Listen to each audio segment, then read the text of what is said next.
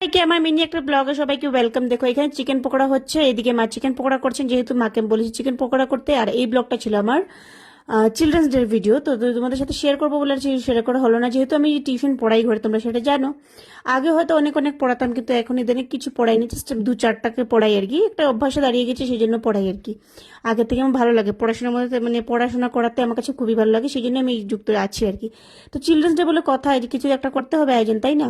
তো যাই হোক, ঘরে আজকে করেছিলাম ঝাউ করেছিলাম, আর সঙ্গে মা চিকেন পকোড়া করে দিয়েছিলাম, মাকে বলছিলাম মা চিকেন পকোড়া করে দাও, চিকেন পকোড়া করে দিয়েছিলেন আর কি।